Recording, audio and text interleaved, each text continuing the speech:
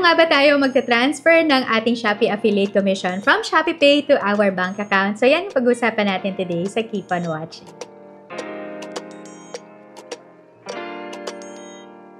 Hi everyone, it's Ami Gaze and welcome back to my channel. So today, yung pag-uusapan nga natin, ito na yung pinaka-exciting part para sa ating mga Shopee affiliates. Yung magpe-payout na tayo or i-withdraw na natin yung ating mga Shopee commissions. By the way, kung kayo ay interested kung paano nyo mamamaximize and at the same time ay mamonetize yung inyong online presence, so meron akong playlist kung paano natin i-monetize ang ating online presence. So kung mahilig lang din tayong mag-social media, so bakit hindi natin ito i-monetize? So lalagay ko yung playlist niyan down in the description box or dito sa ating card. So panoorin nyo na lang right after this video. So today, ang pag-usapan natin nga ay paano ba natin ito transfer yung ating Shopee Affiliate Commission. Every time na magpe-payout si Shopee, dito ako na-excite talaga dahil alam ko na ma-withdraw ko na yung aking Shopee Affiliate Commission. So ito yung pinagtrabahuhan natin for the whole week sa pag-share natin ng mga Shopee Affiliate links sa ating mga social media. And then, ito na yung ating reward ngayon, no? Yung ating mga commission. So, kung matatandaan nyo, no, as we register bilang mga Shopee affiliates, ay kinakailangan natin magkaroon ng Cbank account at ng ShopeePay account. It's because kung ang ating mga Shopee affiliate commissions ay below 2,000 pesos, ay diretso yung ating commission sa ating mga ShopeePay account.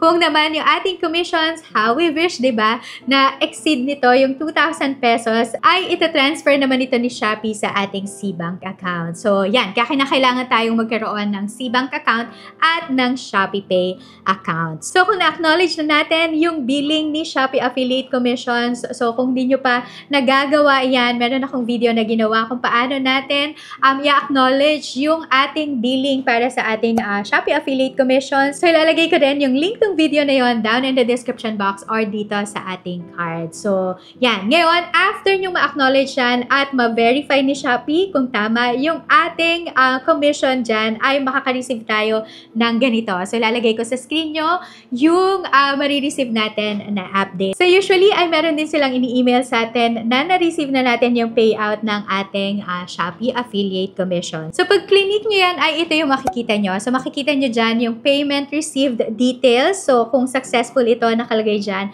na successful yung amount ng ating Shopee Affiliate Commissions. And then, meron din dyang nakalagay na payout from Shopee Affiliate Program. So, now, ay makikita nyo ito na nag-carry over ito sa inyong ShopeePay. So, now, ay pupunta tayo sa ating ShopeePay account para i-transfer natin ito sa ating mga bank accounts. So, ang gagawin lang natin ay i-open natin yung ating Shopee app and then dyan sa pinaka-bottom ay meron kayo dyang makikita na Me. So, i-click nyo lang yung Me and it will lead you to this screen. So, yung screen na to ay ito yung ating Shopee account. So, ito yung, hindi ito yung Shopee seller account, pero ito yung ating Shopee account. So, makita nyo dyan na meron kayo dyang My Purchases, My Wallet, and Financial Services. So, dyan sa pinakagitna sa My Wallet ay meron kayo dyang makikita na ShopeePay. So, i-click nyo lang yung ShopeePay. And then, makikita nyo dyan itong screen na to. So, dyan sa screen nyo ay meron yung amount. So, depende sa kung magkano yung na-receive nyo na Shopee Affiliate Commission. So, ako, ang ginagawa ko ay iniipon ko muna yung aking mga Shopee Affiliate Commissions para sa isang buwan. Tapos, monthly na lang ako nag-withdraw ng aking Shopee Affiliate Commissions para at least medyo malaki pag withdraw ko siya. So, yan. Makikita nyo dyan yung amount. And then, meron din kayo makikita dyan na cash in, scan, send money, pay, bank transfer, and then request. So, yan yung mga possible na pwede natin gawin with our ShopeePay. So, pwede tayong mag-cash in. So, kung meron tayong bibilhin sa Shopee na hindi enough yung ating ShopeePay, ay pwede tayong mag-cash in. So, i-click nyo lang yung cash in dyan. So, pwede din naman i-scan or pwede din naman na magbayad tayo using our ShopeePay. So, explore nyo lang lahat ng mga nandyan. Pero, for this video, ang gagawin natin ay ita-transfer natin yung ating Shopee Affiliate Commissions from ShopeePay sa ating mga bank accounts. So, makikita nyo dyan yung bank transfer. So, i-click nyo lang yung bank transfer and then it will lead you now to this screen. So, nakalagay dyan sa screen ay bank transfer, and then meron dyan nakalagay na add new bank account. So, pwede tayong mag-add ng bank account kung ang prefer nyo na pag-transferan ay yung iba nyong bank account. Pero kung halimbawa, comfortable kayo or okay na sa inyo na i-transfer yung inyong Shopee Affiliate Commission sa C-Bank account, ay pwede din naman. Pero kung halimbawa gusto nyo nga ng ibang bank account, ay pwede nyong i-add yung bank account. So, i-click nyo lang dyan yung add new bank account, and then meron kayo dyang makikita na i-fill up or ita-type in nyo lang yung mga information na nandyan. So, i-follow nyo lang yung mga dyan, like for example, bank name, account name, full name in your bank account, and then save account. So, kailangan, importante na matitik nyo yung save account dyan para at least ay nakasave na yung bank account nyo na to dito sa Shopee Pay. So, now, balik tayo doon sa bank transfer. So, ang i-click ko dito ay yung aking Union Bank account dahil dito ko gustong i-transfer yung aking Shopee Affiliate Commission. So, ito na ngayon yung makikita nyong screen. Nakalagay dyan yung inyong name and yung inyong bank account number. So, meron dyan nakalagay na bank transfer amount. So, ita-type in nyo lang yung kung magkano yung gusto nyong i-transfer dito sa bank account na nandito. So, please take note lang na meron silang 15 pesos na admin fee. So, hindi magpo-proceed yung inyong bank transfer kung hindi enough yung inyong funds. So, pwede nyong ilagay dito yung enter purpose. So, pwede nyong ilagay na Shopee Affiliate Commission. And then, i-click nyo lang yung next and nakalagay dyan naman that the money will be transferred to your selected bank account in real time. So, ibig sabihin nun na instantly, marireceive nyo na agad yung inyong Shopee Affiliate Commission once na na-transfer nyo na ito sa inyong bank account. So, from Shopee Pay to your bank account. So, paano naman ang gagawin natin kung magta-transfer tayo sa ibang mga e-wallets? So, from Shopee Pay ay pwede din naman natin i-transfer ito